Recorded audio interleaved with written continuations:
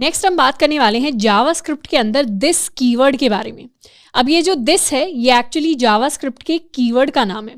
अब दिस के जावास्क्रिप्ट के अंदर कई सारे मतलब होते हैं डिपेंडिंग अपॉन द कॉन्टेक्स्ट। जैसे हम एग्जाम्पल के लिए एक ऑब्जेक्ट बनाते हैं। लेट्स सपोज हमने एक ऑब्जेक्ट बनाई constant student is equal to, अब स्टूडेंट के लिए हम बहुत सारी प्रॉपर्टी की वैल्यू पेयर डिफाइन कर सकते हैं। हमने नेम को डिफाइन किया एज श्रद्धा, हमने एज को डिफाइन किया 23। उसके अलावा हम मल्टीपल सब्जेक्ट्स के मार्क्स लिख सकते हैं। जैसे हम इंग्लिश के मार्क्स लिख लेते हैं, मैथ के मार्क्स लिख लेते हैं और लेट्स सपोज फिजिक्स के मार्क्स लिख लेते हैं। तो इस तरीके से हमारी ऑब्जेक्ट क्रिएट हो गई, उसके अंदर हमने मल्टीपल प्रॉपर्टीज़ को क्रिएट कर लिया जो हमारे की वैल्यू पेयर्स हैं। अब हमें ऑब्जेक्ट की अगर प्रॉपर्टीज़ को एक्सेस करना है तो हम सिंपली ऑब्जेक्ट का नाम लिखेंगे और उस प्रॉपर्टी का नाम लिखेंगे। जैसे हमें नेम प्रिंट करवाना है तो हमारे पास नेम प्रिंट होकर आ जाएगा। अब अगर हम इस ऑब्जेक्ट के अंदर एक मेथड डिफाइन करते हैं, लेट्स सपोज इन तीनों सब्जेक्ट के एवरेज कैलकुलेट करने के लिए हमने कोई मेथड डिफाइन किया है, तो हम कॉमा करके उस मेथड को लिख सकते हैं गेट एवरेज। और गेट एवरेज के अंदर हम चाहते हैं कि हम इस इंग्लिश, मैथ और फिजिक्स के मार्क्स का एवरेज निकाल लें। तो उसके लिए हम कुछ ऐसा लिख सकते हैं कि हम एक वेरिएबल बना लेते हैं एवरेज इज इक्वल टू, यहाँ पर हम लिख सकते हैं English plus math plus physics divided by 3 and फिर हम console.log करके प्रिंट करवा लेते हैं अपने एवरेज मार्क्स। काफ़ी नॉर्मल सा दिख रहा है अभी हमें ये कोड। एंड अब हम क्या करने वाले हैं, रिफ्रेश कर लेते हैं। अब हम स्टूडेंट के लिए इस गेट एवरेज फंक्शन को कॉल करेंगे। गेट एवरेज फंक्शन को जैसे ही हम कॉल करेंगे वैसे ही हमारे पास एक एरर आ जाएगा। एरर कह रहा है इंग्लिश इज नॉट डिफाइंड। मतलब यहाँ पर ये जो इंग्लिश है यानी पहला वेरिएबल ये जो यूज कर रहा है, हमारी ऑब्जेक्ट का ही जो वेरिएबल है वो इंग्लिश यहाँ पर अनडिफाइंड है। इससे हमें पता चलता है कि हमारा जो भी फंक्शन होता है यानी जो भी मेथड होता है हमारा ऑब्जेक्ट के अंदर, वो डायरेक्टली हमारे पैरामीटर्स को एक्सेस नहीं कर सकता। तो डायरेक्टली कॉलिंग ऑब्जेक्ट के, मतलब जिस ऑब्जेक्ट के हम पैरामीटर्स को यूज करना चाहते हैं उस ऑब्जेक्ट के लिए हम यहाँ पर लिखते हैं दिस डॉट। तो दिस कीवर्ड का यहाँ पर मतलब है हमारी स्टूडेंट ऑब्जेक्ट। जैसे यहाँ पर अगर हम स्टूडेंट ऑब्जेक्ट की किसी प्रॉपर्टी को यूज करना चाहते हैं तो उसके लिए हम लिखेंगे दिस और उस प्रॉपर्टी की का नाम, दोबारा लिखेंगे दिस एंड उस प्रॉपर्टी की का नाम एंड दोबारा से यहाँ पर लिखेंगे दिस डॉट फिजिक्स। तभी हम जाकर इस इंग्लिश, इस मैथ और इस फिजिक्स के मार्क्स को एक्सेस कर पाएंगे। अब अगर हम करेंगे रिफ्रेश तो यहाँ पर दोबारा से इस फंक्शन को कॉल लगाएंगे तो अब हमारे पास एवरेज आ जाएगा। तो यहाँ पर दिस का मतलब होता है बेसिकली कि कॉलिंग ऑब्जेक्ट की बात कर रहा है। कॉलिंग ऑब्जेक्ट मतलब जो ऑब्जेक्ट इस फंक्शन को कॉल कर रही है। इस फंक्शन को कौन सी ऑब्जेक्ट कॉल कर रही है? इस फंक्शन को स्टूडेंट वाली जो ऑब्जेक्ट है वो ऑब्जेक्ट कॉल कर रही है। अब दिस का ऑफिशियल डेफिनेशन देखें तो this keyword refers to an object that is executing the current piece of code. मतलब जो ऑब्जेक्ट अभी वाला जो करंट पीस ऑफ कोड है, ये करंट पीस ऑफ कोड हमारे लिए हमारा मेथड था एवरेज कैलकुलेट करने वाला, जिसे हमारी ऑब्जेक्ट ने कॉल लगाई।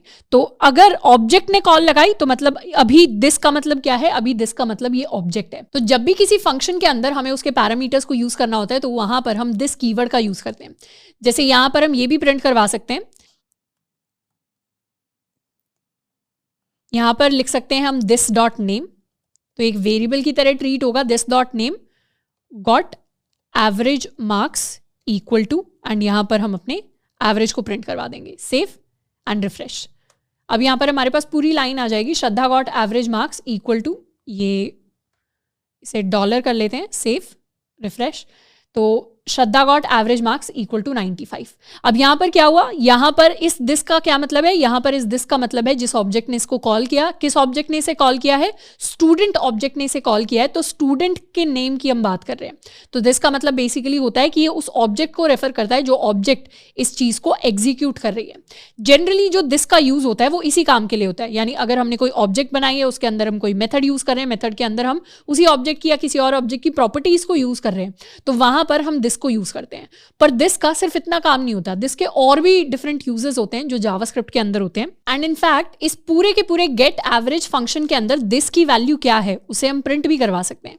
जैसे हम सिंपली console.log कर सकते हैं दिस को, तो जब गेट एवरेज को कॉल जाएगी तो हमारा दिस प्रिंट हो जाएगा। इसे करते हैं रिफ्रेश एंड गेट एवरेज। तो सबसे पहले क्या हुआ है? सबसे पहले हमारे पास फर्स्ट लाइन के अंदर दिस आकर प्रिंट हुआ है, ये app.js की line number 8 which is basically this line. क्या प्रिंट हुआ है दिस के अंदर? दिस के अंदर हमारी पूरी की पूरी स्टूडेंट की ऑब्जेक्ट प्रिंट हुई है, उसके सारे फंक्शन, सारी वैल्यूज प्रिंट हुई है। तो इससे हमें पता चल रहा है कि इस फंक्शन के अंदर दिस का मतलब है हमारी स्टूडेंट ऑब्जेक्ट। पर अगर हम इसी सिमिलर फंक्शन को लेट्स सपोज बाहर की तरफ क्रिएट करते, हमने गेट एवरेज नाम का एक फंक्शन क्रिएट किया, इसे फंक्शन कीवर्ड से डिफाइन कर लेते हैं। ये हमने एक फंक्शन क्रिएट किया।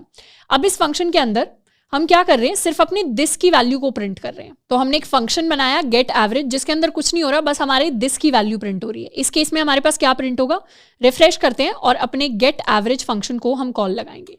गेट एवरेज को जब हमने कॉल लगाया, हमारे पास एक इंटरेस्टिंग सी विंडो नाम की चीज प्रिंट हुई। ये एक्चुअली हमारी विंडो ऑब्जेक्ट है।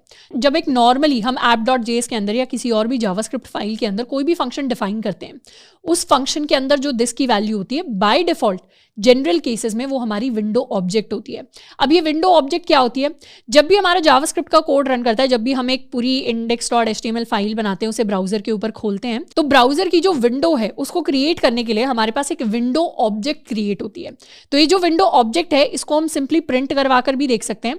अगर हम कंसोल के अंदर टाइप करेंगे, विंडो एंटर करेंगे, तो हमारी विंडो ऑब्जेक्ट हमारे लिए प्रिंट हो जाएगी। तो सबसे हायर लेवल पर एक टैब के ऊपर, एक पेज के ऊपर जो सबसे हायर लेवल वाली ऑब्जेक्ट होती है वो हमारी विंडो ऑब्जेक्ट होती है। और जितना भी हमारा सारा का सारा कोड होता है वो इस विंडो ऑब्जेक्ट के अंदर ही आता है। अगर हम इसे एक्सपैंड करें तो कई सारी चीजें हमें देखने को मिलेंगी। जैसे विंडो ऑब्जेक्ट में अलर्ट प्रॉपर्टी है, ये अलर्ट फंक्शन है, प्रॉपर्टी नहीं फंक्शन है। इस तरीके से हमारे पास क्लोज एक फंक्शन है विंडोज ऑब्जेक्ट का। विंडोज डॉट अलर्ट, हमने अभी तक क्या देखा है, अलर्ट को लिख कर देखा है। अलर्ट क्या करता है, हमारे लिए एक अलर्ट क्रिएट कर देता है। लेट्स सपोज हमने हेलो लिखा और हमने एक अलर्ट क्रिएट कर दिया, एंटर किया, हमारे पास अलर्ट आ गया हेलो। यही सेम जो अलर्ट है, ये फंक्शन एक्चुअली विंडो ऑब्जेक्ट के अंदर एग्जिस्ट करता है। तो अगर हम लिखें विंडो डॉट अलर्ट, इस तरीके से अगर हमने लिखा विंडो डॉट अलर्ट, तो भी ये चीज काम करेगी। हमारे पास अलर्ट आएगा हेलो, और वो कैसे आया, वो विंडो डॉट अलर्ट से आया। पर जो विंडो ऑब्जेक्ट है उसको जनरली हम विंडो के फंक्शंस और उसकी प्रॉपर्टीज को यूज करने के लिए लिखते नहीं है। बाय डिफॉल्ट अगर हमने एक सिंपल फंक्शन को लिखा हुआ है तो उसका मतलब विंडो डॉट वो फंक्शन है जिसमें हमने विंडो को ओमिट कर दिया है। जैसे ये जो गेट एवरेज फंक्शन है, गेट एवरेज फंक्शन को कॉल करने के लिए हम सिंपली लिख सकते हैं विंडो डॉट गेट एवरेज, तो भी ये फंक्शन काम करेगा। मतलब ये फंक्शन कुछ ना कुछ प्रिंट करेगा। और क्योंकि हमने इसे विंडो डॉट समथिंग किया है, तो हमारे फंक्शन को कॉल करने के लिए कौन सी ऑब्जेक्ट यूज हुई है, हमारी विंडो ऑब्जेक्ट यूज हुई है। इसीलिए यहां पर इसने दिस के लिए विंडो को प्रिंट करवाया है। तो जब कोई भी ऑब्जेक्ट नहीं होती तब हमेशा हमारी विंडो ऑब्जेक्ट होती है और दिस के अंदर विंडो ऑब्जेक्ट की वैल्यू जो है वो स्टोर्ड होती है। तो आई होप कि यहाँ से हमारे दिस कीवर्ड का जो पूरा लॉजिक है वो हमें क्लियर हुआ होगा। कुछ नहीं करना है, बस ये याद रखना है जो भी ऑब्जेक्ट किसी भी मेथड को एग्जीक्यूट कर रही है वही हमारा दिस है। क्योंकि यहाँ पर इस मेथड के अंदर ये वाली ऑब्जेक्ट को यूज करके हम इस मेथड को कॉल कर रहे थे, तो ये हमारा दिस हो रहा था। इस फंक्शन को कॉल करने के लिए हमें किसी चीज को यूज नहीं करते, पर बाय डिफॉल्ट हमेशा हम विंडो ऑब्जेक्ट को ही यूज करते हैं जो हमारी हायर लेवल की विंडो होती है। बस उसको लिखना हर बार जरूरी नहीं होता। तो इसीलिए इस फंक्शन के लिए हमारे जो दिस की वैल्यू थी that was our window object. अब नेक्स्ट हम बात करने वाले हैं अपने एक पेयर ऑफ स्टेटमेंट्स का, जो होती है हमारी ट्राई एंड कैच स्टेटमेंट्स। कई बार हमारे प्रोग्राम के अंदर हमारे पास कई ऐसी हम लाइनें लिख देते हैं जिनके अंदर एरर आ जाता है या कुछ एक्सेप्शंस आ जाते हैं। जैसे लेट्स सपोज हम कंसोल डॉट लॉग करवा रहे हैं किसी वेरिएबल ए को, तो जैसे ही हम ये लाइन लिखेंगे हमारे पास एक एरर आएगा। क्या एरर आएगा, आई होप आप समझ पा रहे हैं क्या एरर आएगा। रिफ्रेश करेंगे, एरर आया है ए इज नॉट डिफाइंड, क्योंकि हमारे ये जो वेरिएबल ए है इसको हमने कभी क्रिएट ही नहीं किया, तो इसलिए हमारे पास क्या आ गया, एरर आ गया। सिर्फ इस तरीके के नहीं, और भी कई सारे डिफरेंट तरीके के हम स्टेटमेंट्स लिखते हैं, हम चीज़ें लिखते हैं अपने प्रोग्राम के अंदर, जिनके अंदर कई बार हमारे पास एरर्स एंड एक्सेप्शंस आ सकते हैं। अब हमें बहुत लंबा जब हम प्रोग्राम लिखते हैं, हमें कई बार नहीं पता होता कि कोई वेरिएबल डिफाइन हुआ है। अब कई बार जब हम बहुत लंबे लंबे प्रोग्राम लिखते हैं, स्पेशली जब हम एपीआईज के साथ डील करेंगे, एप्लीकेशन प्रोग्रामिंग इंटरफेस, इसे हम बाद में पढ़ेंगे डिटेल में। जब हम एपीआईज के साथ डील करते हैं तो एपीआईज क्या करती हैं, हमें डेटा रिटर्न करती हैं। तो कई बार ऐसा होता है कि एपीआई काम ही नहीं कर रही, बैकएंड से एपीआई खराब हो गई, और ऐसे केस में फिर हमारी वेबसाइट क्या होगी, हमारी वेबसाइट क्रैश कर जाएगी अगर हम ढंग से एरर्स को हैंडल नहीं करेंगे। तो इसका एग्जाम्पल ये है कि लेट्स सपोज हमारा कोई प्रोग्राम है, प्रोग्राम के अंदर बहुत सारे काम होते हैं। कंसोल डॉट लॉग, यहाँ पे हेलो प्रिंट करवाने का काम हो रहा है, यहाँ पे दोबारा से फिर एक बार और हेलो प्रिंट करवाने का काम हो रहा है, फिर हम किसी वेरिएबल की वैल्यू को प्रिंट करवा रहे हैं, फिर दोबारा से हेलो का काम हो रहा है, हेलो का काम हो रहा है, हेलो का काम हो रहा है। इनको हम हेलो 2 कह देते हैं, hello 2 hello 2 hello 2, save. And अब इसे करेंगे रिफ्रेश, तो यहाँ हमने ये नोटिस किया कि जो एरर से पहले का काम था वो सारा का सारा काम तो हो गया, पर जैसे ही हमारे कोड के अंदर एरर आता है वैसे ही हमारा कोड रुक जाता है। तो बाद में जो ऐसा पार्ट था जिसके अंदर कोई एरर नहीं था वो भी एग्जीक्यूट नहीं होगा। इसका बेसिक मतलब यह है कि अगर हमारी वेबसाइट के अंदर एरर्स आते हैं तो हमारी वेबसाइट क्रैश कर जाती है, और एक सिंगल एरर आने की वजह से बाद वाला जितना भी वेबसाइट के ऊपर कोड लिखा होता है, काम लिखा होता है जावास्क्रिप्ट की फाइल में, उसमें से कुछ भी एग्जीक्यूट नहीं होता। अगर हम ऐसी सिचुएशन से बचना चाहते हैं जिसमें कोई एरर आ जाए और हमारी पूरी वेबसाइट क्रैश कर जाए, उसके लिए हम यूज करते हैं अपने ट्राई एंड कैच का। तो ट्राई एंड कैच एक पेयर ऑफ स्टेटमेंट्स होती हैं, जिसमें ट्राई स्टेटमेंट का काम होता है किसी भी कोड को टेस्ट करना कि उसके अंदर एरर तो नहीं आ जाएगा जब वो कोड रन करेगा, क्योंकि ये console.log में हमें जावास्क्रिप्ट नहीं बताएगा कि इसमें एरर आएगा या नहीं, ये तो हमें रन टाइम के टाइम पर ही पता चलेगा, मतलब जब हम कोड रन करेंगे तभी हमें पता चलेगा कि इस स्टेटमेंट में एरर आएगा या नहीं। तो ऐसी स्टेटमेंट्स को ट्राई करने के लिए, उनको टेस्ट करने के लिए हम ट्राई ब्लॉक को यूज करते हैं, और जब हम किसी एरर को कैच कर लेते हैं, किसी एक्सेप्शन को कैच कर लेते हैं, तो जब हमें कोई कुछ प्रिंट करवाना होता है या कुछ काम करना होता है तो उसके लिए हम अपनी कैच स्टेटमेंट का यूज करते हैं। तो try statement allows you to define a block of code to be tested for errors while it is being executed, and the catch statement allows you to define a block of code to be executed if an error occurs in the try block. अगर try block के अंदर error आ जाता है तो फिर catch के अंदर जो भी होता है वो काम परफॉर्म होगा, और अगर ट्राई ब्लॉक के अंदर कोई एरर नहीं आता तो फिर हमारा कोड नॉर्मली जैसे रन कर रहा था वैसे ही रन करता रहेगा। इसका एक एग्जांपल देखते हैं। जैसे हमें नहीं पता कि इस स्टेटमेंट के अंदर हमारे पास एरर आएगा या नहीं आएगा, तो इसीलिए हम इस स्टेटमेंट को अपने एक ट्राई ब्लॉक के अंदर डाल देते हैं। हम लिखते हैं अपना कीवर्ड ट्राई एंड उसके बाद अपने पेरेंथेसिस, और फिर इस ब्लॉक के अंदर हम उस कोड को डालते हैं जिस पे हमें शक होता है। जिस कोड पे शक होता है उसको हम ट्राई करते हैं। बेसिकली जैसे कोर्ट केसेस होते हैं, कोर्ट केसेस में ट्रायल होता है। Trial is basically trying somebody, कि उसको टेस्ट करना कि वो सच बोल रहा है, झूठ बोल रहा है, गिल्टी है, नहीं है गिल्टी। तो वैसा ही कुछ हम अपनी स्टेटमेंट के साथ कर रहे हैं कि हमें इस पर शक हो रहा है कि इसमें एरर आएगा या नहीं आएगा, तो हम इसे ट्रायल पे डाल रहे हैं। तो इसीलिए ट्राई स्टेटमेंट के अंदर हमने इसे लिख दिया। पर सिर्फ ट्राई स्टेटमेंट लिखना काफ़ी नहीं है। कभी भी जावास्क्रिप्ट के अंदर हम सिर्फ ट्राई स्टेटमेंट नहीं लिख सकते, क्योंकि उस केस में हमारे पास एरर आ जाएगा। एरर ये आएगा, रिफ्रेश करेंगे, मिसिंग कैच और फाइनली आफ्टर ट्राई। तो फाइनली क्या होता है, इसको हम अभी के लिए इग्नोर कर रहे हैं। यहाँ पर हमें ध्यान देना है मिसिंग कैच पे। तो हमेशा ट्राई स्टेटमेंट के साथ एक कैच स्टेटमेंट लिखना जरूरी है। हम यहाँ लिख सकते हैं अपना कैच स्टेटमेंट। चाहे तो इस कैच को नेक्स्ट लाइन में भी लिख सकते हैं, पर इस तरीके से सिंटैक्स सही रहता है, इफ एल्स जैसा सिंटैक्स हो जाता है।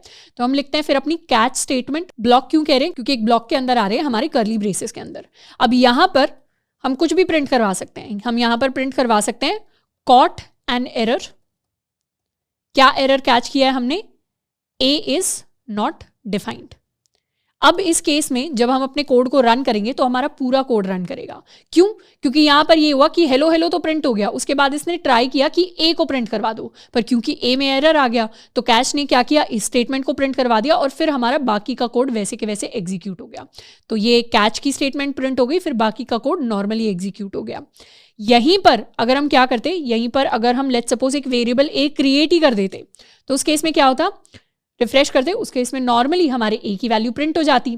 अब क्योंकि ट्राई ने कभी कोई एरर थ्रो ही नहीं किया, ट्राई क्या करता है, एरर को थ्रो करता है, तो एरर कोई थ्रो ही नहीं किया तो कैच उस एरर को कैच ही नहीं कर पाएगा। तो ट्राई बेसिकली क्या करता है, एरर फेंकता है, कैच उसको कैच करता है, और फिर हम उस एरर के साथ कुछ कुछ चीजें कर सकते हैं। और एरर को कैच करने के लिए हम सिंपली यहाँ पर लिख सकते हैं ई। तो इस तरीके से कैच को हम एक फंक्शन फॉर्मेट में भी लिख सकते हैं, जिसमें ये ई क्या है, ये हमारा एरर है। इसे हम ERR भी लिख सकते हैं, एरर भी लिख सकते हैं, और हम इस एरर को एक्चुअली प्रिंट भी करवा सकते हैं। console.log जो भी हमारा एरर आया है उसे हम प्रिंट भी करवा सकते हैं। इसे कर लिया सेव, रिफ्रेश। अभी क्योंकि कैच के अंदर कोई एरर ही नहीं आया तो ये कोड एग्जीक्यूट ही नहीं हुआ।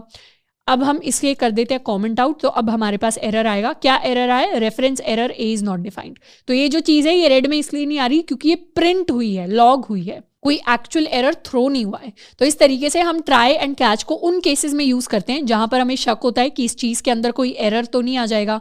कुछ भी एरर हो सकता है हम एक ऐसा वेरिएबल एक्सेस करने की कोशिश कर रहे हैं जो एग्जिस्ट ही नहीं कर सकता। हो सकता है हम किसी ऐसे वेरिएबल या फिर किसी ऐसे एरे या फिर किसी ऐसे ऑब्जेक्ट की कोई ऐसी प्रॉपर्टी यूज कर रहे हैं जो एग्जिस्ट ही नहीं करती, या ऐसे वेरिएबल को प्रिंट करवा रहे हैं जिसको हमने डिक्लेयर ही नहीं किया। तो इस तरीके के कई सारे एरर्स हो सकते हैं। तो उन एरर्स को ट्राई करने के लिए एंड फिर उनके ऊपर कुछ भी एक्शन परफॉर्म करने के लिए हम अपने ट्राई कैच पेयर को यूज करते हैं। हाय एवरीवन, इस चैप्टर के अंदर हम बात करने वाले हैं जावास्क्रिप्ट के अंदर कुछ मिसलेनियस टॉपिक्स के बारे में। अब मिसलेनियस टॉपिक्स कहने का मतलब है कि अब हम जावास्क्रिप्ट के ऐसे कुछ कॉन्सेप्ट्स के बारे में पढ़ेंगे जो अपने आप में स्टैंड अलोन बड़े कॉन्सेप्ट्स नहीं है, हम छोटे छोटे बहुत सारे कॉन्सेप्ट्स के बारे में पढ़ेंगे। अब इन कॉन्सेप्ट्स के बारे में पढ़ना जरूरी है before we actually start combining JavaScript with HTML and CSS। यानी ये जो हमारे मिसलेनियस टॉपिक्स जब खत्म हो जाएंगे उसके बाद हम डॉम के बारे में बात करेंगे, उसके बाद हम एक्चुअली जावास्क्रिप्ट को यूज करेंगे एक वेबसाइट के अंदर चीजों को इंप्लीमेंट करने के लिए। तो उससे पहले इन मिसलेनियस टॉपिक्स को हम खत्म करने वाले हैं। सबसे पहला टॉपिक जिसके बारे में हम बात करेंगे ये है हमारे एरो फंक्शंस। अब एरो फंक्शंस क्या होते हैं? हमारे पास जावास्क्रिप्ट के अंदर फंक्शंस को डिफाइन करने का एक और लॉजिक होता है जो नॉर्मल फंक्शन से थोड़ा सा छोटा यानी कॉम्पैक्ट लॉजिक होता है। जब भी हम एरो फंक्शन की फॉर्म में अपने फंक्शंस को डिफाइन करते हैं तो उससे हमारे जो फंक्शंस होते हैं वो सिंटैक्स में थोड़े से छोटे होते हैं और हमारी कम लाइनें ऑक्यूपाई करते हैं। जैसे अगर हमें किसी भी एरो फंक्शन को डिफाइन करना है तो उसके लिए हम लेफ्ट साइड में लिख सकते हैं अपना कोई भी कांस्टेंट वेरिएबल बना सकते हैं और उसका हम नाम लिख सकते हैं। अब arrow function stand alone functions नहीं होते, यानी इन फंक्शंस को हम अलग से, जैसे नॉर्मल अगर हमें कोई सम के लिए फंक्शन लिखना है तो हम लिख सकते हैं फंक्शन एंड फिर हम लिख सकते हैं उसका नाम एंड उसके बाद इस तरीके से हम एक नॉर्मल फंक्शन को डिफाइन कर सकते हैं। हमारे एरो फंक्शन इस तरीके से अलग से नहीं लिखे जा सकते। हमारे एरो फंक्शंस को यूजुअली हम एक वैल्यू की तरह यूज करते हैं। वैल्यू कैसे? ये हमारा एक एरो फंक्शन है जिसको हम असाइन कर सकते हैं किसी एक वेरिएबल को। तो यहां पर एरो फंक्शन क्या बन गए? वेरिएबल की वैल्यू बन गई। या फिर हम एरो फंक्शंस को यूज कर सकते हैं हाई ऑर्डर फंक्शंस के अंदर एज अ पैरामीटर पास करने के लिए।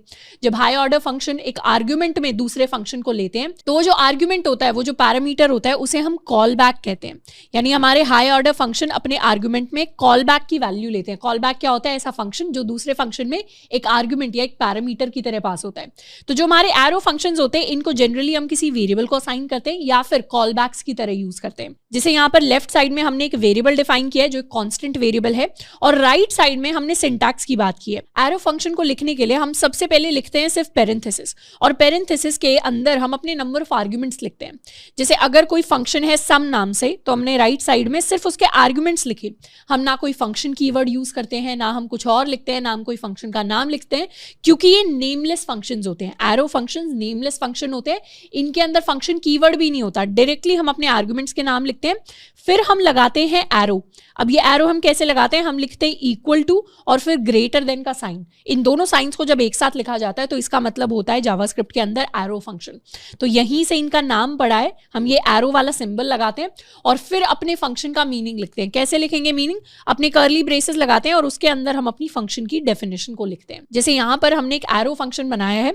एरो फंक्शन बनाने के लिए हमने दो आर्ग्यूमेंट लिए हैं, ए और बी, फिर हमने बनाया है एरो और उसके बाद कर्ली ब्रेसेस के अंदर हमने अपने फंक्शन का रोल लिख दिया है, उसकी डेफिनेशन डिफाइन कर दिया और फिर इस पूरे एरो फंक्शन को हमने असाइन कर दिया एक वेरिएबल के अंदर जिसका नाम है सम।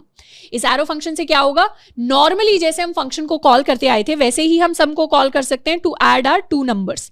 यानी इस तरीके से ही हम अपने सम फंक्शन को कॉल करेंगे, बट उसकी जो वैल्यू डिफाइन की जा रही है, उसका जो तरीका है, उसका जो सिंटैक्स है वो और कॉम्पैक्ट हो गया, यानी और छोटा हो गया। अब हम एक एरो फंक्शन डिफाइन करने वाले अपने जावास्क्रिप्ट के अंदर।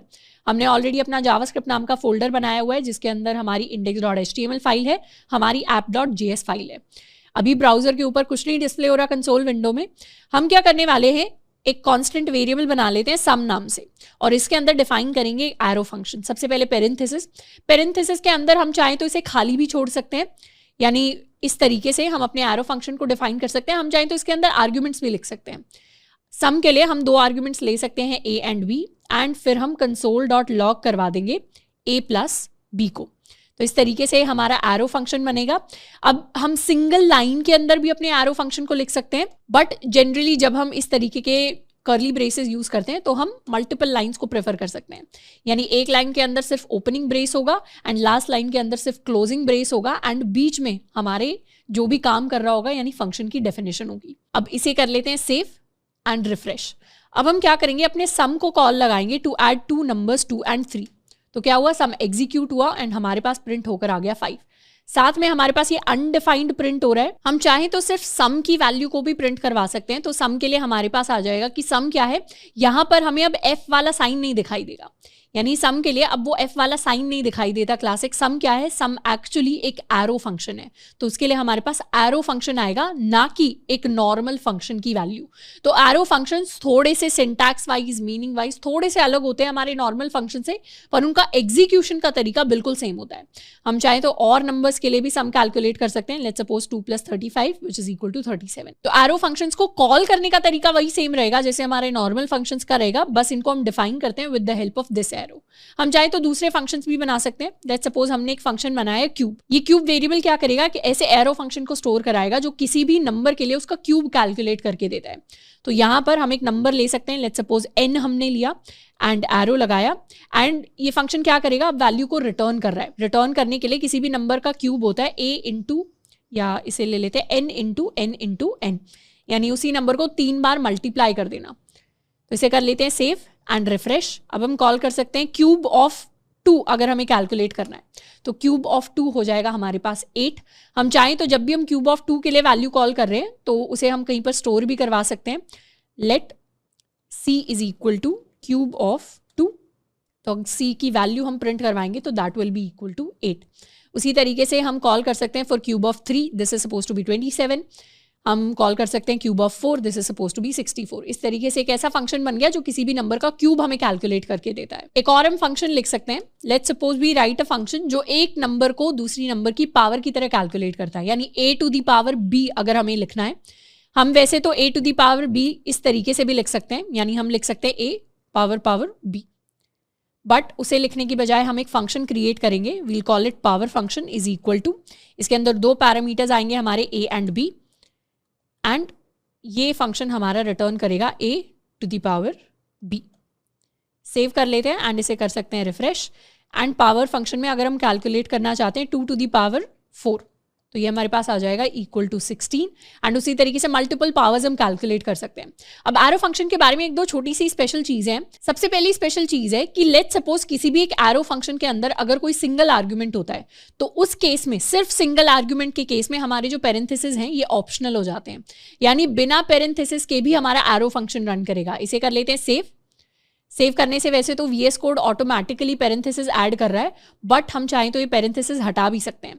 यानी यहाँ पर अगर हमने पेरेंथेसिस हटा दिए, इसे कर देते हैं कमेंट आउट, रिफ्रेश, यानी अगर हमने बिना पेरेंथेसिस के अगर अपने क्यूब फंक्शन को लिखा तो भी ये एक वैलिड स्टेटमेंट होगी। यानी जब हम क्यूब को प्रिंट करवाएंगे तो एक फंक्शन बनेगा जो हमारा एक एरो फंक्शन है। तो इस तरीके से भी हम कैलकुलेट कर सकते हैं cube of 3 which is going to be equal to 27। तो कोई प्रॉब्लम नहीं आएगा। तो जब सिंगल आर्ग्यूमेंट होता है तो बिना पेरेंथेसिस के भी चल जाएगा, लेकिन अगर ऐसा एरो फंक्शन है जिसके अंदर आर्ग्यूमेंट ही नहीं है, लेट्स सपोज हमारा एक एरो फंक्शन है hello is equal to, and इसके अंदर कोई आर्ग्यूमेंट नहीं है, यानी हमने सिर्फ एक खाली पेरेंथेसिस लगाया एंड इसके अंदर हम console.log कर रहे हैं हेलो वर्ल्ड। इस तरीके का हमारा एरो फंक्शन है। इसे हम कर सकते हैं रिफ्रेश, हम कॉल कर सकते हैं अपने हेलो को एंड हमारा हेलो वर्ल्ड इंप्लीमेंट हो गया। बट अगर हम चाहें कि यहाँ पर तो एक भी आर्ग्यूमेंट नहीं है तो डायरेक्टली हम क्या करेंगे, इसे स्किप कर देंगे। ऐसे केस में हमारे पास एरर आ जाएगा। एरर क्या आएगा, एरर हमारे पास आ रहा है कि पेरेंथेसिस एक्सपेक्टेड, यानी जब भी कोई भी आर्ग्यूमेंट नहीं होता तब कंपलसरी होता है हमारे लिए पेरेंथेसिस लगाना, और मल्टीपल आर्ग्यूमेंट्स में तो होता है ये कंपलसरी, बट सिंगल आर्ग्यूमेंट के केस में हम अपने पेरेंथेसिस को यहाँ से हटा सकते हैं, वो भी एक वैलिड सिंटैक्स होगा। नेक्स्ट हम बात करने वाले हैं एरो फंक्शंस के अंदर एक इम्प्लिसिट रिटर्न स्टेटमेंट के बारे में। यानी जब भी हमारे एरो फंक्शन के अंदर कुछ और काम नहीं होता, सिर्फ एक ही काम होता है कि वो कोई एक सिंगल वैल्यू को रिटर्न कराता है। यानी एरो फंक्शन का एक ही काम है कि वो कुछ वैल्यू को रिटर्न करा रहा है, ना ही उस एरो फंक्शन के अंदर हम कुछ प्रिंट कर रहे हैं, ना ही उस एरो फंक्शन के अंदर हम कुछ और कैलकुलेट कर रहे हैं, ना ही कुछ और चीज हो रही है, ना ही वो किसी और दूसरे फंक्शन को कॉल करा रहा है। कुछ काम नहीं हो रहा, सिर्फ एक काम हो रहा है कि कोई वैल्यू वहां से रिटर्न हो रही है। तो ऐसे केसेस में हम अपने एरो फंक्शन को और कॉम्पैक्ट और छोटा बना सकते हैं सिंटैक्स वाइज। कैसे बना सकते हैं, अगर एरो फंक्शन सिर्फ एक वैल्यू को रिटर्न करने का काम करता है तो उस केस में हम रिटर्न कीवर्ड को ही हटा सकते हैं। जैसे ये हमारा एक एरो फंक्शन है जिसकी वैल्यू हम इस कांस्टेंट फंक नाम के अपने वेरिएबल को दे रहे हैं, तो उसमें हम अपने नॉर्मल आर्ग्यूमेंट्स को वैसे ही डिफाइन करते हैं, हम एरो वाला सिंबल भी वैसे ही लगाते हैं। हम क्या करेंगे, पेरेंथेसिस के अंदर सिंपली अगर कोई वैल्यू लिख देते हैं तो उसका मतलब होता है कि यहां पर इस वैल्यू को इम्प्लिसिटली रिटर्न किया जाएगा। इम्प्लिसिट रिटर्न का मतलब होता है ऑटोमेटिक रिटर्न, इम्प्लिसिट का मतलब होता है कि हमें अलग से बताने की जरूरत नहीं है कि ये रिटर्न होगी वैल्यू, ये अपने आप ही रिटर्न हो जाएगी। दो कीवर्ड्स होते हैं प्रोग्रामिंग में, एक होता है इम्प्लिसिट, एक होता है एक्सप्लिसिट। एक्सप्लिसिट मतलब अलग से बताना किसी चीज को, इम्प्लिसिट मतलब अंडरस्टूड है, पहले से पता है कि अगर सिंगल वैल्यू यहां पर लिखी है तो वो वैल्यू रिटर्न ही होगी। जैसे लेट्स सपोज हम एक फंक्शन बनाते हैं जो मल्टीप्लाई वाले वेरिएबल के अंदर आकर स्टोर होगा। ये फंक्शन दो आर्ग्यूमेंट्स को लेता है ए और बी, तो ए और बी के लिए अगर हमें इनका मल्टीप्लिकेशन रिटर्न करना है ए मल्टीप्लाइड बाई बी, तो उसमें एरो फंक्शन के अंदर हम simply a multiplied by b लिख सकते हैं। हमने ना ही कोई स्टेटमेंट टर्मिनेटर लगाया यहाँ पर, ना ही हमने कोई रिटर्न लिखा, पर ये एरो फंक्शन समझ जाएगा कि यहाँ पर अगर सिंपली ए इंटू बी लिखा है तो उसका मतलब है ए इंटू बी यहाँ से रिटर्न हो रहा है। अब यहाँ पर एक छोटा सा चेंज आ जाता है कि यहाँ पर एक्चुअली हमारे पेरेंथेसिस आएंगे, हमारे कर्ली ब्रेसेस नहीं आएंगे। तो ये एक सिंटैक्स वाइज चेंज आ जाता है कि जब हमें और कॉम्पैक्ट बनाना होता है तो रिटर्न स्टेटमेंट के यहाँ पर भी हम अपने पेरेंथेसिस को लिखते हैं। तो ये जो वैल्यू आएगी ये हमारे पेरेंथेसिस के अंदर आएगी एंड उसके बाद हम अपना स्टेटमेंट टर्मिनेटर लगाएंगे। इसको कहने का बेसिक मतलब ये है कि इतना ही पार्ट हमारे लिए एक इंडिविजुअल स्टेटमेंट बन जाएगी, हमें अलग से कोई रिटर्न स्टेटमेंट लिखने की जरूरत नहीं है। इसी को जावास्क्रिप्ट एक अकेली स्टेटमेंट की तरह समझेगा। जैसे लेट्स सपोज हम अपना मल्टीप्लाई फंक्शन बनाते हैं, तो उसके लिए हम लिख सकते हैं const multiply is equal to, हम दो पैरामीटर्स ले सकते हैं ए एंड बी एंड बनाएंगे एरो फंक्शन। अब यहाँ पर अपने पेरेंथेसिस दूसरी तरफ लगाकर हम लिख सकते हैं A multiplied by B and statement. तो इस तरीके से क्या हुआ, एक बड़ा सा जो फंक्शन था वो एक छोटी सी सिंगल लाइन स्टेटमेंट के अंदर कन्वर्ट हो गया। इस लाइन का मतलब है कि एक एरो फंक्शन है, एरो फंक्शन के दो आर्ग्यूमेंट्स है ए एंड बी एंड वो रिटर्न क्या कर रहे हैं, वो रिटर्न कर रहे हैं ए मल्टीप्लाइड बाई बी। इसे कर सकते हैं हम रिफ्रेश एंड अगर अब हम कॉल करें मल्टीप्लीकेशन फॉर 2 and 3 तो रिटर्न होकर आएगा हमारे पास 6।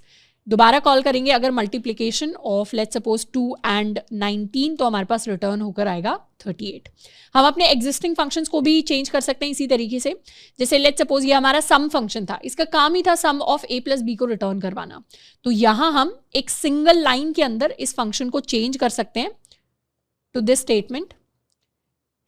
थोड़ा सा जूम इन कर लेते हैं, जहां पर ये फंक्शन क्या रिटर्न कर रहा है, ये रिटर्न कर रहा है ए प्लस बी। तो ये क्या हुआ, सिंगल लाइन फंक्शन के अंदर कन्वर्ट हो गया। सेव कर लेंगे, रिफ्रेश कर लेंगे। अब सम कैलकुलेट करें अगर 4 और 5 का, तो हमारे पास सही आंसर आएगा विच इज इक्वल टू 9। उसी तरीके से हम अपने क्यूब वाले फंक्शन को भी रिकंस्ट्रक्ट कर सकते हैं। यहां से रिकंस्ट्रक्ट करके हम रिटर्न करवा सकते हैं n into n into n. तो क्या हुआ, फंक्शन सिंगल लाइन में कन्वर्ट हो गया which is n into n into n. यहाँ पर VS कोड वैसे तो ऑटोमेटिकली हमारे पेरेंथेसिस हटा रहा है। क्यों हटा रहा है, क्योंकि यहाँ से सिंगल वैल्यू रिटर्न हो रही है एंड हमने पढ़ा है कि एरो फंक्शंस में सिंगल वैल्यू के केस में हमारे पेरेंथेसिस ऑप्शनल हो जाते हैं, तो इसीलिए उसने ऑटोमेटिकली हटा दिए हैं वो पेरेंथेसिस। बट हम चाहें तो लगाएं तो भी वो एक वैलिड सिंटैक्स होगा। इसे कर सकते हैं हम रिफ्रेश एंड अब अपने क्यूब को कॉल करेंगे फॉर आर नंबर 2, तो हमारे पास 2 का क्यूब आ जाएगा विच इज इक्वल टू 8। तो इस तरीके से जब भी हमारे पास छोटे फंक्शंस लिखने के लिए होते हैं जिनका काम बहुत छोटा सा होता है, जैसे सम कैलकुलेट कर लिया, मल्टीप्लिकेशन कर लिया, कर लिया, तो इस तरीके के फंक्शंस को जनरली हम एरो फंक्शंस की फॉर्म में लिखते हैं ताकि हमारा सिंटैक्स छोटा हो, ताकि हमारा कोड ज्यादा बल्कि ना लगे, कम लाइनों के अंदर हम अपना मैक्सिमम लॉजिक लिख पाएं। नेक्स्ट हम बात करने वाले हैं दो काफी इंटरेस्टिंग फंक्शंस के बारे में, जिसमें से एक है हमारा सेट टाइम आउट। अब कई बार हमें इस तरीके के फंक्शंस को कॉल करना होता है या इस तरीके का काम करना होता है अपने कोड के अंदर, जिस काम को करने में थोड़ा सा टाइम लगेगा। जैसे लेट्स सपोज हमने कोई एपीआई कॉल की, ऑल्दो एपीआईज हमने पढ़ी नहीं है, पर एपीआईज को बेसिकली हमने कुछ डेटा मंगवाने के लिए कॉल लगाई, और हो सकता है कि एपीआई थोड़ी सी स्लो, डेटा आने में हमें टाइम लगे या कुछ और काम करने में हमें थोड़ा सा टाइम लगे। तो उस केस में अगर हम एक टाइमर सेट करना चाहते हैं कि इतने टाइम के बाद कोई काम हमारा हो जाना चाहिए, तो उसके लिए हम सेट टाइम आउट फंक्शन को यूज करते हैं इन जावास्क्रिप्ट। ये इनबिल्ट फंक्शन होता है, और ये जो फंक्शन होता है ये हमारी विंडो ऑब्जेक्ट का फंक्शन होता है। विंडो ऑब्जेक्ट के बारे में ऑलरेडी हम बात कर चुके हैं जब हमने दिस की बात की थी। तो ये एक इनबिल्ट फंक्शन है, जैसे मैथ ऑब्जेक्ट हमारी इनबिल्ट होती है वैसे ही ये भी हमारा इनबिल्ट फंक्शन है, ऑलरेडी डिफाइंड है। अब सेट टाइम आउट फंक्शन को यूज करने के लिए हम लिखते हैं सेट टाइम आउट एंड इस फंक्शन के दो आर्ग्यूमेंट्स हैं। सबसे पहला आर्ग्यूमेंट है हमारा एक और फंक्शन, ये जो फंक्शन है ये एज एन आर्ग्यूमेंट लिया जाता है सेट टाइम आउट के अंदर, एंड इसी को हम क्या कहते हैं, इसी को हम अपना कॉल बैक कहते हैं। कॉल बैक कोई भी ऐसा फंक्शन होता है जो दूसरे फंक्शन में एज एन आर्ग्यूमेंट पास होता है, एज अ पैरामीटर जाता है। तो ये हमारा कॉल बैक फंक्शन आ गया। एंड दूसरा आर्ग्यूमेंट जिसे हम लिखते हैं ये होता है हमारा time out. Time out basically बताता है कि आप कितने टाइम बाद इस फंक्शन को एग्जीक्यूट कराना चाहते हैं। मतलब लेट्स सपोज हमें कुछ काम 5 सेकंड बाद करवाना है, तो टाइम आउट के अंदर हम 5 सेकंड देंगे और वो जो काम हमें कंप्लीट करवाना है उसे हम एक फंक्शन कॉल बैक की फॉर्म में अपने सेट टाइम आउट को पास कर देंगे। अब ये जो टाइम आउट है, ये जो आर्गुमेंट है, ये मिली सेकेंड्स में अपना टाइम लेता है। यानी अगर हम इसे 1 सेकंड पास करना चाहते हैं तो उसके लिए हमें 1000 पास करना पड़ेगा। क्यों? क्योंकि 1000 millisecond is equal to 1 second. तो ये जो आर्गुमेंट है ये हमेशा मिली सेकेंड की टर्म्स में लेता है, तो हमेशा अपनी वैल्यू को हमें 1000 से मल्टीप्लाई करके उसे भेजना पड़ेगा इन टर्म्स ऑफ सेकेंड। तो जैसे यहाँ पर हमने क्या किया है, हमने एक स्टेटमेंट लिखी है console.log hi there, और यहाँ लास्ट में भी एक स्टेटमेंट लिखी है वेलकम टू। यहाँ मतलब कुछ रैंडम वर्ड्स हमने यहाँ पर और यहाँ पर लिख दिए। अब यहाँ पर सेट टाइम आउट फंक्शन के अंदर हमने एक और फंक्शन लिखा है। ये जो फंक्शन हमने पास किया है, यानी एक कॉल बैक पास किया है, ये हमने पास किया in the form of an arrow function. तो यहाँ हमने एक एरो फंक्शन डिफाइन किया है जिसके कोई आर्गुमेंट नहीं है, एरो की फॉर्म में डिफाइन किया है। ये क्या काम करता है, कर्ली ब्रेसेस में इसका काम लिख दिया कि ये प्रिंट करवाता है अपना कॉलेज। एंड इसके अंदर क्या टाइम आउट हमने पास किया है, टाइम आउट पास किया है 4000। 4000 का बेसिक मतलब यहाँ पर है 4 सेकेंड्स, यानी ये फंक्शन 4 सेकंड बाद अपना कॉलेज को प्रिंट करवाएगा। तो इसको एक बार इंप्लीमेंट करके देखते हैं कि कैसे हमारा सेट टाइम आउट फंक्शन काम करता है। ये सारी चीजें हम यहाँ से हटा देते हैं और यहाँ पर हम लिखेंगे, सबसे पहले तो कुछ रैंडम चीजें लिख देते हैं, जैसे console.log, यहाँ हम लिख सकते हैं hi there, एंड लास्ट में हम लिख सकते हैं console.log welcome to। अब यहाँ पर थोड़ा सा अजीब लग रहा होगा कि लास्ट में सिर्फ वेलकम टू कौन लिखता है, but it will make sense when we make our set time out. हम लिखेंगे अपना सेट टाइम आउट फंक्शन। इस फंक्शन के 2 आर्ग्यूमेंट्स होंगे। सबसे पहला हम एक फंक्शन का नाम लिखेंगे एंड दूसरा यानी फंक्शन को डिफाइन करेंगे, नाम नहीं फंक्शन को डिफाइन करेंगे। ऑलरेडी डिफाइंड फंक्शन है तो उसे भी पास कर सकते हैं, नहीं तो हम एक एरो फंक्शन यहाँ पे डिफाइन करेंगे और अपना 4000 हम पास कर देंगे। 4000 का मतलब है 4 सेकेंड। यहाँ पर हम एक एरो फंक्शन बनाने वाले हैं जिसके कोई पैरामीटर्स नहीं है। इसे डिफाइन कर सकते हैं हम कुछ इस तरीके से। अब यूजुअली जब हम कर्ली ब्रेसेस लिखते हैं तो अगर कर्ली ब्रेसेस हैं तो इसका मतलब है कि हमारे फंक्शन के अंदर हम मल्टीपल काम या कोई बड़ी सी लाइन लिखने वाले, तो जनरली सिंगल लाइन के अंदर हम बहुत सारा कोड नहीं लिखते। तो जब भी कर्ली ब्रेसेस आएंगे it will be a good rule of thumb कि कर्ली ब्रेसेस पर हम एंटर दबा दें, तो इस तरीके से हमारे फंक्शन का सिंटैक्स कन्वर्ट हो जाएगा। यहाँ हम लिख सकते हैं console.log अपना कॉलेज, इसे कर लेते हैं सेव एंड अब इसे करेंगे हम रिफ्रेश करते ही यहाँ पर प्रिंट हो गया hi there and welcome to, and exactly 4 second बाद हमारे पास अपना कॉलेज भी प्रिंट हो जाएगा। तो इसका मतलब है कि फंक्शन वेट करेगा 4 सेकंड एंड उसी के बाद अपने कॉल बैक को एग्जीक्यूट कराएगा, उससे पहले नहीं। तो अब सेंस बनाया कि हमने वेलकम टू पहले क्यों लिखा था और हमने अपना कॉलेज बाद में क्यों लिखा था, ताकि ये वेलकम टू अपना कॉलेज एक सिंगल ले में निकल कर आए। अब इससे हमें 2 चीजें पता चली। सबसे पहला तो कि सेट टाइम आउट काम कैसे करता है, दूसरा ये कि सेट टाइम आउट की वजह से हमारी फंक्शन जो है, हमारा प्रोग्राम जो है वो रुक नहीं जाता, उसका एग्जीक्यूशन फ्लो स्टॉप नहीं हो जाता। हमारे जो एग्जीक्यूशन फ्लो है प्रोग्राम का वो चलता रहेगा। मतलब ठीक है सेट टाइम आउट अपने हिसाब से कंप्यूट होता रहेगा, पर उसके बाद वाले जो काम है वो पहले ही एग्जीक्यूट हो जाएंगे। अगर हम मल्टीपल टाइम्स अपने इस वेलकम टू को प्रिंट करवाते, लेट्स सपोज हमने इसे 5 बार प्रिंट करवाया होता, अब हम इसे करते हैं एग्जीक्यूट, तो ये सारे के सारे प्रिंट होते हैं एंड उसके 4 सेकंड बाद दोबारा हमारा सेट टाइम आउट एग्जीक्यूट होता। मतलब सेट टाइम आउट की वजह से हमारा प्रोग्राम रुक नहीं जाता, सेट टाइम आउट अलग से एग्जीक्यूट होता रहता है और हमारे प्रोग्राम के अंदर जो सेट टाइम आउट के बाद में भी चीजें हैं वो ऑटोमेटिकली साथ के साथ एग्जीक्यूट होती रहती हैं। तो सेट टाइम आउट को हम यूजुअली एपीआई कॉल्स के लिए यूज करते हैं, रिक्वेस्ट रिस्पॉन्स के लिए यूज करते हैं, पर वो चीजें हम बाद में सीखेंगे जब हम अपने एपीआईज के साथ डील करेंगे, जब हम रिक्वेस्ट सेंड करना या रिसीव करना सीखेंगे। अभी के लिए सेट टाइम आउट का हमने मतलब समझ लिया है जिसे हम यूज कर सकते हैं। नेक्स्ट हमारा सेट टाइम आउट जैसा एक और फंक्शन होता है जिसका नाम है सेट इंटरवल। अब ये जो सेट इंटरवल फंक्शन है ये भी सेट टाइम आउट की तरह 2 ही आर्गुमेंट्स लेता है। पहला होता है हमारा कोई फंक्शन कॉल बैक एंड दूसरा होता है इसके अंदर एक टाइम आउट कि कितने टाइम तक ये रुकेगा। इसे हम टाइम आउट कह सकते हैं या इसे हम अपना इंटरवल कह सकते हैं। बेसिकली यहाँ पर जो भी चीज इनपुट होगी that will be our time, and ये किस फॉर्म में लेगा, ये भी हमारा मिली सेकेंड्स की फॉर्म में इनपुट लेगा। अब यहाँ पर सेट इंटरवल और सेट टाइम आउट पे एक डिफरेंस होता है। सेट टाइम आउट क्या करेगा, जो भी हमने टाइम उसके अंदर पास किया है एज एन आर्ग्यूमेंट उतने टाइम तक रुकेगा एंड उसके बाद जाकर फंक्शन को एग्जीक्यूट कर देगा। पर सेट इंटरवल क्या करता है, सेट इंटरवल उतने ही टाइम रुकता है, उसके बाद फंक्शन को एग्जीक्यूट करता है, उसके बाद दोबारा से उतने ही टाइम रुकता है, दोबारा से फंक्शन को एग्जीक्यूट करेगा, फिर दोबारा से उतने ही टाइम रुकेगा एंड दोबारा से फंक्शन को एग्जीक्यूट करेगा। मतलब सेट इंटरवल उतने ही इंटरवल्स के बाद बार बार उस फंक्शन को एग्जीक्यूट करेगा। एक बार एग्जीक्यूट नहीं करेगा, मल्टीपल टाइम्स एग्जीक्यूट करेगा। तो इसीलिए यहाँ पर अगर हमने सेट इंटरवल लिख दिया, उसके बाद हमने कॉल बैक में अपना एक एरो फंक्शन पास कर दिया जो अपना कॉलेज प्रिंट करवाता है, और यहाँ पर हमने टाइमर में दे दिया 2000 यानी 2 सेकेंड्स। तो ये फंक्शन क्या करेगा, हर 2 सेकंड बाद अपना कॉलेज को प्रिंट करवाएगा, हर 2 सेकंड बाद अपना कॉलेज को प्रिंट करवाएगा। एक बार इसे भी चेक करते हैं कैसे होता है ये। हम क्या करेंगे, यहाँ पर सेट टाइम आउट को कर देते हैं थोड़ा सा कॉमेंट आउट, एंड इसे नीचे कर लिया हमने copy, and set time out की जगह हम लिखने वाले हैं सेट इंटरवल। सेट इंटरवल के अंदर क्या होगा, सेम हमने कॉल बैक पास किया है, इस बार टाइम को थोड़ा कम कर देते हैं, which is equal to 2 seconds. इसे कर लेते हैं सेव एंड रिफ्रेश। अब हम नोटिस करेंगे हर 2 सेकंड बाद स्क्रीन के ऊपर अपना कॉलेज प्रिंट होगा। दोबारा से 2 सेकंड बाद, दोबारा से 2 सेकंड बाद 3 काउंट हो गया, 2 सेकंड बाद 4 काउंट हो गया, 2 सेकंड बाद 5 काउंट हो गया, 2 सेकंड बाद 6 काउंट हो गया, एंड इस तरीके से। अब ऐसे तो इनडेफिनेटली हमारा फंक्शन क्या करेगा, रन करता रहेगा। मतलब बार बार जो भी सेट इंटरवल है ये रन करता रहेगा। तो इसको स्टॉप कैसे किया जाए? अब इसको स्टॉप करने का एक तरीका होता है, जो भी हमारे सेट इंटरवल फंक्शन होता है उसकी जो हम कॉल लगाते हैं, यानी ये क्या किया, सेट इंटरवल की हमने कॉल लगाई है। हर एक कॉल की अपनी एक इंडिविजुअल आईडी होती है। यानी अगर हम एक सेट इंटरवल फंक्शन बनाते हैं, लेट्स सपोज हमने इसी तरीके से सेट इंटरवल फंक्शन अपना बनाया, तो हम उस फंक्शन के लिए अपनी एक आईडी है जिसको स्टोर कर सकते हैं, और यहाँ हम प्रिंट करवा सकते हैं अपने सेट इंटरवल फंक्शन के लिए उसकी आईडी। इसे कर लेते हैं सेव एंड रिफ्रेश। तो क्या हुआ, सेट इंटरवल फंक्शन की हमारी जो आईडी है यानी 1 वो हमारे पास आ गई। अगर हम इसके बाद एक और कोई सेट इंटरवल फंक्शन क्रिएट करते हैं, इसे कर लेते हैं कॉपी एंड यहाँ पर पेस्ट।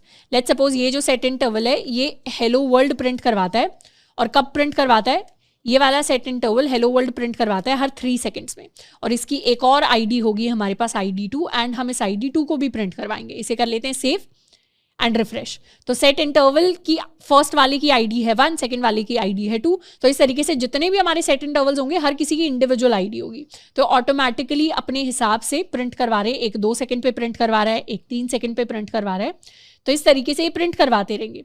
अब हमें जिसे भी स्टॉप करना है, लेट्स सपोज हमें इस फर्स्ट सेट इंटरवल को स्टॉप करना है, तो हम एक फंक्शन लिख सकते हैं, यानी एक स्टेटमेंट लिख सकते हैं क्लियर इंटरवल। हम लिख सकते हैं क्लियर इंटरवल एंड उसके अंदर आईडी पास कर देंगे। तो जिस भी फंक्शन की हमने आईडी पास की वो फंक्शन क्या होगा, एग्जीक्यूट होना बंद हो जाएगा। तो अब हम नोटिस करेंगे कि अपना कॉलेज जो है प्रिंट होना बंद हो जाएगा और हेलो वर्ल्ड प्रिंट होता रहेगा। और यहीं पर अगर हम सेट क्लियर इंटरवल कर दे फॉर ID2, तो अब दोनों ही प्रिंट होने बंद हो जाएंगे। यानी हम क्या कर सकते हैं, अपने सेट इंटरवल वाले इस फंक्शन की कॉल की आईडी स्टोर कर सकते हैं, और जब भी हमें उसकी फंक्शन को कॉल को क्लियर करवाना हो, यानी सेट इंटरवल को रोकना है, वैसे ही हम कॉल कर सकते हैं क्लियर इंटरवल, एंड उसके बाद हम अपने फंक्शन को रोक पाएंगे। अब नेक्स्ट हम बात करने वाले कि हमारा दिस कीवर्ड एरो फंक्शंस के साथ कैसे काम करता है। अब हमने अभी तो बात की कि जो हमारे एरो फंक्शंस होते हैं एंड जो हमारे नॉर्मल फंक्शंस होते हैं उनके अंदर थोड़े से डिफरेंसेस होते हैं, क्योंकि एरो फंक्शंस हमारे थोड़े से कॉम्पैक्ट होते हैं, उसके साथ साथ प्रॉपर्टीज के अंदर भी कुछ कुछ चेंजेस आते हैं। और जो भी हमारे ये दिस कीवर्ड होता है, this keyword normal functions and arrow functions के साथ थोड़ा सा डिफरेंटली बिहेव करता है। बिहेव करने का सबसे पहला जो पॉइंट होता है वो यही होता है कि जो हमारे नॉर्मल फंक्शंस होते हैं उनके लिए जब हम स्कोप की बात करते हैं तो उनका स्कोप डिपेंड करता है कॉलिंग ऑब्जेक्ट के ऊपर, कि उन्हें कौन सी ऑब्जेक्ट जो है वो कॉल करवा रही है। तो फंक्शंस के अंदर जो दिस होगा वो दिस हमेशा कॉलिंग ऑब्जेक्ट के ऊपर डिपेंड करेगा कि कौन सी ऑब्जेक्ट से उन फंक्शंस को कॉल किया गया है। जबकि एरो फंक्शंस के दिस का थोड़ा सा लेक्सिकल स्कोप होता है। लेक्सिकल स्कोप को हम ऑलरेडी पढ़ चुके हैं। लेक्सिकल स्कोप होता है जब हमारे पास नेस्टेड फंक्शंस होते हैं। तो लेक्सिकल स्कोप का मतलब है कि पेरेंट का क्या स्कोप है। तो एरो फंक्शंस हमेशा क्या देखते हैं, एरो फंक्शंस नॉर्मल फंक्शंस की तरह ये नहीं देखते कि हमें किसने कॉल किया है। एरो फंक्शंस देखते हैं कि हमारे पेरेंट को किसने कॉल किया है। मतलब पेरेंट का जो भी स्कोप होगा, पेरेंट को जिस भी ऑब्जेक्ट ने कॉल किया होगा, अगर पेरेंट कोई फंक्शन है या पेरेंट नॉर्मली हमारे स्कोप एक ग्लोबल स्कोप के अंदर आ रहे होंगे, तो एरो फंक्शन का स्कोप भी ग्लोबल होगा। मतलब एरो फंक्शन के लिए स्कोप वही होगा जो हमारे पेरेंट का स्कोप होगा। तो ये एक डिफरेंस आ जाता है और ये मेजर डिफरेंस होता है दिस में। इसीलिए कहा जाता है कि जावास्क्रिप्ट का जो दिस होता है वो बहुत ही ट्रिकी होता है, बहुत ही उसको यूज़ कर पाना अलग अलग सिनेरियोज में काफ़ी एक्सपर्टीज चाहिए।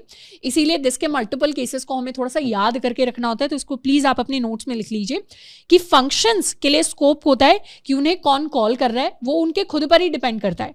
जबकि एरो फंक्शंस के लिए लेक्सिकल स्कोप यूज होता है, यानी उनके पेरेंट को जिसने कॉल किया है, पेरेंट का जो भी स्कोप है वही एरो फंक्शंस इनहेरिट कर लेते हैं। इनहेरिट करना यानी ले लेना अपने पेरेंट से। तो अब इसको हम एक बार थोड़ा सा ऑब्जर्व कर पा रहे हैं।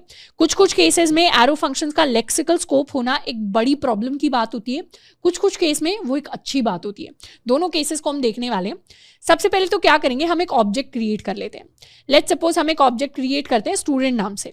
स्टूडेंट के लिए हम डिफरेंट प्रॉपर्टीज को लिख सकते हैं। लेट्स सपोज हमने एक नेम लिखा, नेम के लिए हमने लिख लिया अमन। उसके बाद हमने मार्क्स लिख दिए, मार्क्स के लिए हमने लिख दिया 95। एंड स्टूडेंट के लिए हम एक नई प्रॉपर्टी बनाने वाले हैं जिसके अंदर वैल्यू होगी दिस, यानी इस प्रॉपर्टी के अंदर की वैल्यू है प्रॉपर्टी, एंड वैल्यू के अंदर ही हमने अपने दिस कीवर्ड को लिख दिया है। तो इसे कर लेते हैं रिफ्रेश। हम अपने स्टूडेंट को करवाएंगे प्रिंट, तो ये हमारा स्टूडेंट है एंड क्लियरली पता चल रहा है कि स्टूडेंट ऑब्जेक्ट के लिए इसका दिस क्या है, स्टूडेंट ऑब्जेक्ट के लिए अभी इसका दिस है हमारी विंडो ऑब्जेक्ट। क्यों ऐसा कहा जा रहा है, क्योंकि ये जो स्टूडेंट है ये हमारी नॉर्मली जावास्क्रिप्ट के अंदर लिखा हुआ है। अब जावास्क्रिप्ट के अंदर कोई भी स्कोप, कोई भी वेरिएबल क्या होता है, अगर लेट्स सपोज ये कोई नॉर्मल वेरिएबल होता, जैसे लेट्स सपोज हम लिखते हैं const a is equal to 5, तो ये a का क्या स्कोप होता है, इस a का स्कोप होता है ग्लोबल स्कोप। उसी तरीके से इस ऑब्जेक्ट का अभी क्या स्कोप है, इस ऑब्जेक्ट का अभी स्कोप है ग्लोबल स्कोप। यानी इस ऑब्जेक्ट के अंदर जो दिस है वो ये ऑब्जेक्ट खुद नहीं है, उसका स्कोप में क्या है, उसके स्कोप में हमारी विंडो ऑब्जेक्ट। तो आई होप इतनी सी चीज हमें क्लियर होगी। अब बात करते हैं अपने एरो फंक्शन की। इस ऑब्जेक्ट के लिए हम दो फंक्शंस को डिफाइन करेंगे। एक फंक्शन के अंदर हम नॉर्मल अपना सिंटैक्स लिखने वाले हैं, एक फंक्शन के अंदर हम अपने एरो फंक्शन को यूज करेंगे। जैसे लेट्स सपोज हम एक अपना फंक्शन बनाते हैं गेट नेम। तो गेट नेम क्या करेगा, गेट नेम, या इसे हम नॉर्मली लिख लेते हैं गेट नेम। उसके अंदर हम अपना एक फंक्शन डिफाइन करेंगे। फंक्शन के लिए हम रिटर्न करने वाले हैं अपने ऑब्जेक्ट का नाम, यानी यहां पर हम रिटर्न करेंगे दिस डॉट नेम को। अब हमें पता है कि इस गेट नेम फंक्शन के अंदर दिस की वैल्यू क्या है, दिस की वैल्यू है कॉलिंग ऑब्जेक्ट, और इस गेट नेम फंक्शन को कॉल कौन करेगा, कॉल करेगा स्टूडेंट।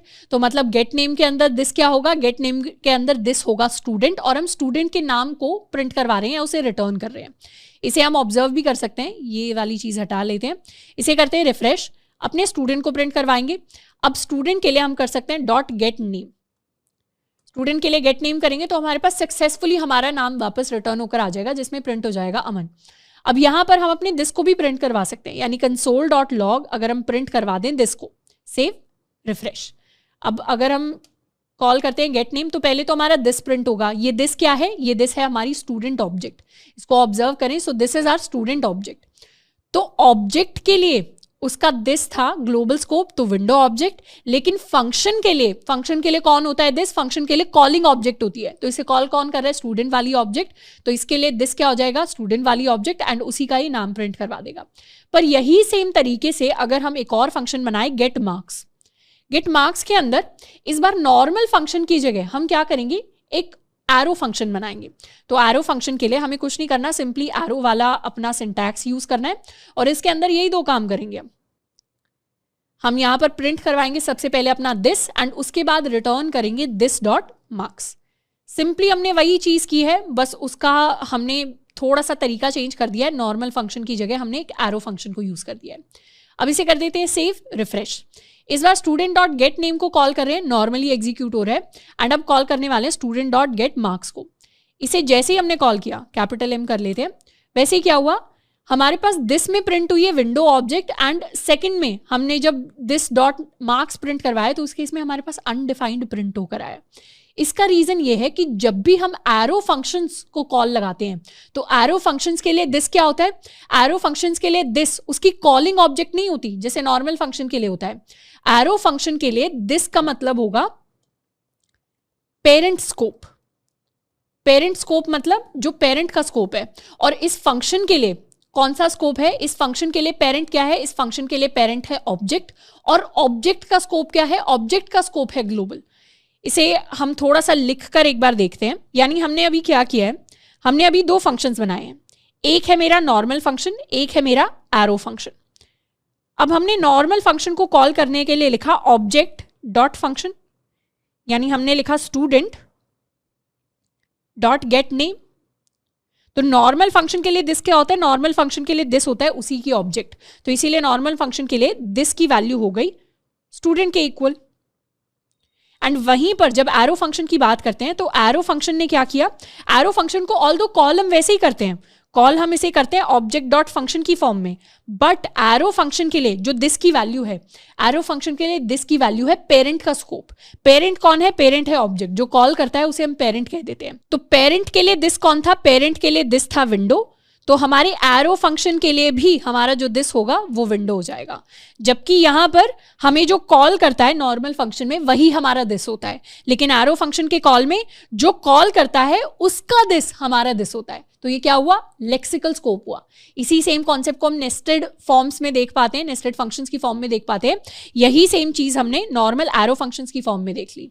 एरो फंक्शन क्या करते हैं, अपने कॉलिंग ऑब्जेक्ट को अपना दिस नहीं बनाते, अपने कॉलिंग ऑब्जेक्ट के दिस को अपना दिस बनाते हैं। इसीलिए यहाँ पर जो दिस प्रिंट हुआ है, बहुत बार दिस बोल दिया, ये क्या है, ये हमारी विंडो है। तो पेरेंट का स्कोप क्या था, हमारी विंडो ऑब्जेक्ट थी, यानी ग्लोबल स्कोप। तो हमारे एरो फंक्शन के लिए भी हमारा जो स्कोप आ गया ये हमारा ग्लोबल स्कोप आ गया। इसीलिए वो रिकॉग्नाइज नहीं कर पा रहा कि दिस डॉट मार्क्स का क्या मतलब है, क्योंकि यहाँ पर विंडो ऑब्जेक्ट के लिए मार्क्स वेरिएबल डिफाइंड ही नहीं है, मार्क्स वेरिएबल तो स्टूडेंट ऑब्जेक्ट के लिए डिफाइंड है। तो अगर हम कुछ इस तरीके से अपने एरो फंक्शन को यूज करते हैं तो ये तो एक खराब तरीका एरो फंक्शंस को यूज करने का, क्योंकि हमारे एरो फंक्शन के अंदर हम अपने स्टूडेंट के मार्क्स को, बाकी डिटेल्स को एक्सेस ही नहीं कर पाएंगे। पर एरो फंक्शन के अंदर जो दिस की अलग वैल्यू होती है उसके कुछ फायदे भी होते हैं। अब इसके फायदे तब होते हैं जब हम विंडो ऑब्जेक्ट के कुछ इनबिल्ट फंक्शंस को यूज करते हैं, जैसे लेट्स सपोज हम सेट टाइम आउट को यूज कर रहे हैं। तो यहाँ पर इतने पार्ट को, इनफैक्ट इसे हम वैसे का वैसा रख सकते हैं। हम क्या करने वाले हैं, दो फंक्शंस बनाएंगे। एक फंक्शन का नाम लिखते हैं हम गेट इन्फॉर्मेशन, ये है गेट इन्फो 1 वाला फंक्शन, एंड इसके अलावा हम एक दूसरा फंक्शन बना सकते हैं गेट इन्फो 2। अब फर्स्ट फंक्शन के अंदर हम क्या करेंगे, फर्स्ट फंक्शन को नॉर्मली इंप्लीमेंट करेंगे, यानी फर्स्ट फंक्शन के अंदर हम अपना फंक्शन कीवर्ड लिखेंगे। ये हो गया हमारा फंक्शन कुछ इस तरीके से, एंड इस फंक्शन के अंदर हम अपना सेट टाइम आउट कॉल करेंगे।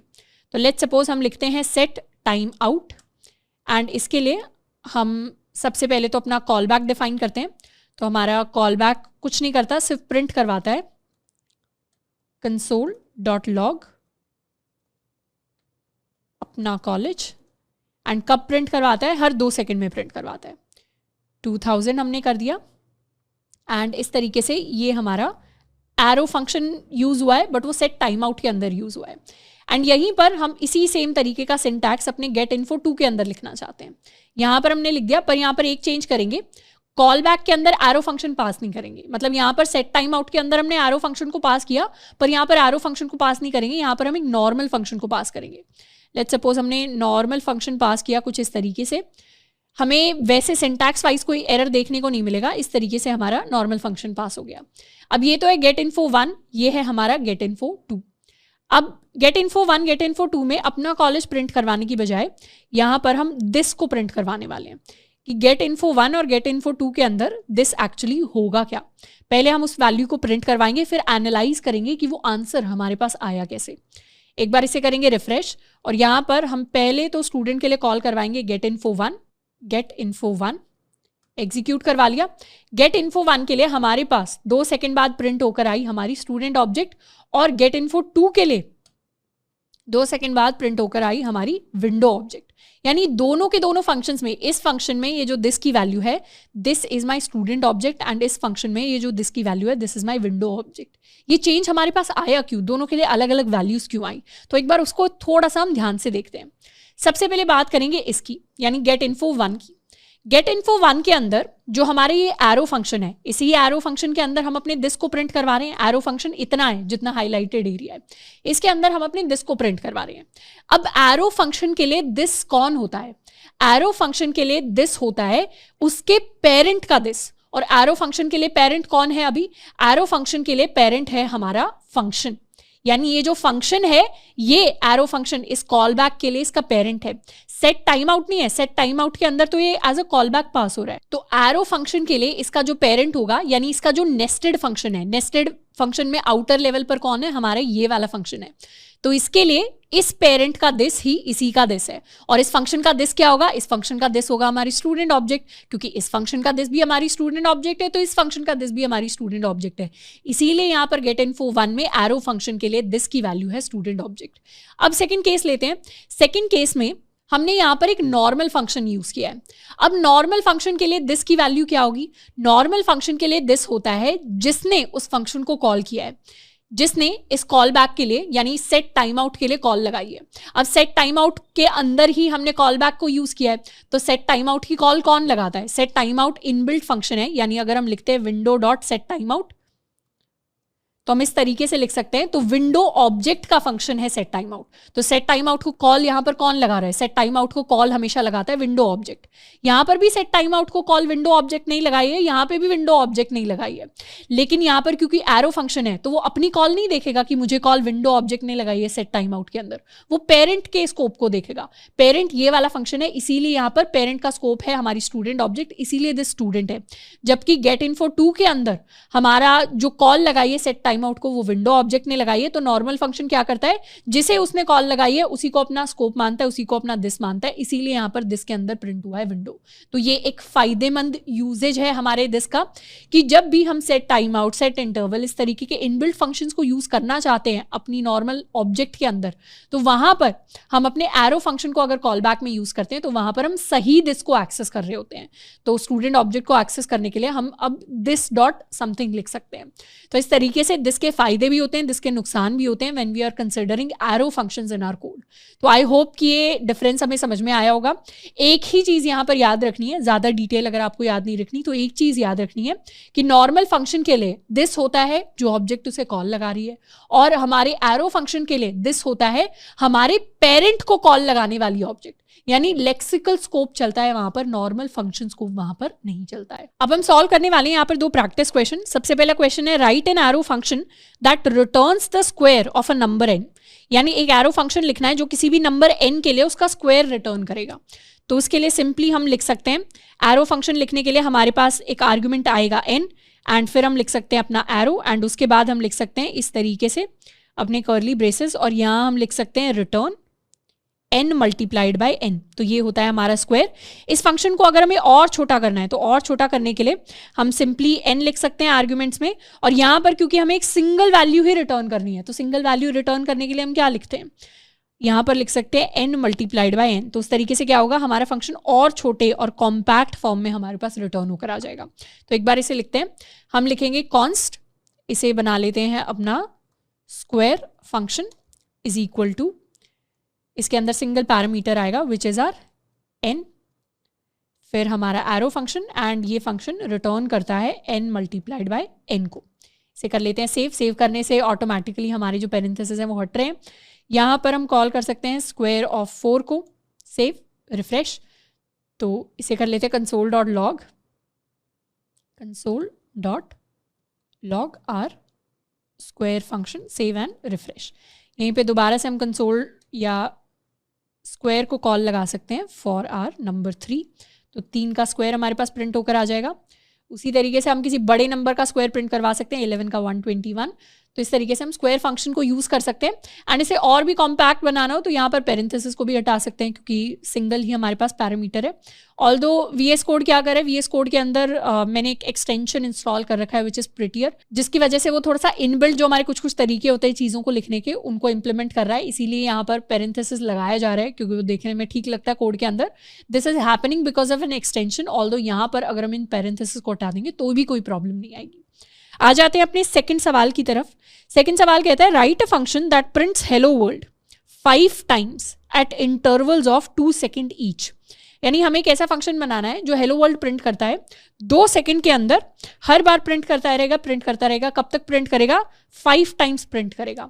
तो जब भी इंटरवल की बात आ रही है हमें पता है कि हम अपना सेट इंटरवल फंक्शन यूज कर सकते हैं। सेट इंटरवल के अंदर हम एक कॉल बैक पास कर सकते हैं in the form of an arrow function. Arrow function के अंदर हम लिख सकते हैं कंसोल डॉट लॉग, या यहाँ पर लिख देते हैं प्रिंट हेलो वर्ल्ड, एंड कितने इंटरवल पर, हमेशा 2 सेकंड के इंटरवल यानी 2000 मिली सेकेंड्स। तो ये तो हो गया हमारा सेट इंटरवल फंक्शन। अब सेट इंटरवल फंक्शन का हमें पता है कि ये फंक्शन चलता रहेगा चलता रहेगा चलता रहेगा।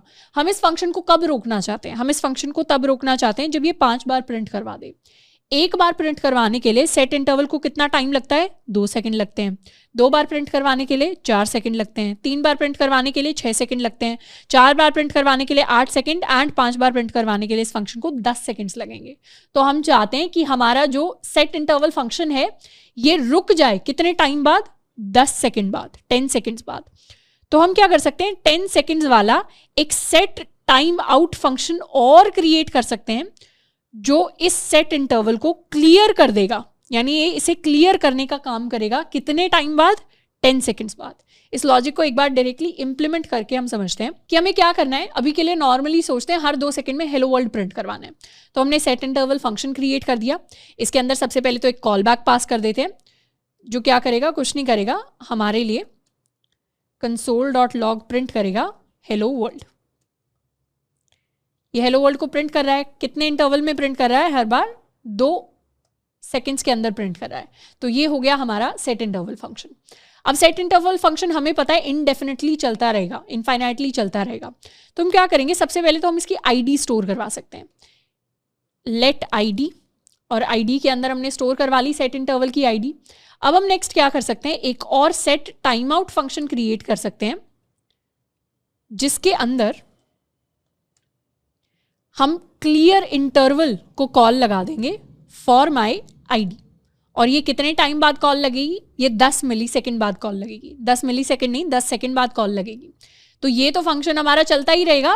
ये फंक्शन जब 10 सेकेंड पूरे हो जाएंगे तब कॉल होगा। इसको एक बार सेव करते हैं, रिफ्रेश करते हैं।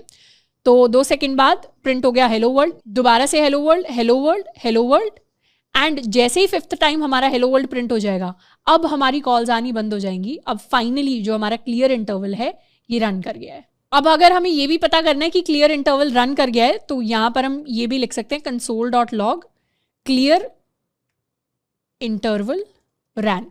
तो हमें पता चल जाएगा कि इस लाइन के प्रिंट होने के बाद ये फंक्शन रन ही नहीं करेगा। इसे कर सकते हैं रिफ्रेश, दोबारा से हेलो वर्ल्ड एक बार प्रिंट होगा, सेकेंड टाइम प्रिंट होगा, फिर हमारा 3rd टाइम प्रिंट होगा, फिर 4th टाइम प्रिंट होगा, एंड फाइनली 5th टाइम जैसे ही प्रिंट होगा क्लियर इंटरवल रन कर गया एंड उसके बाद हमारा hello world next time print नहीं होने वाला।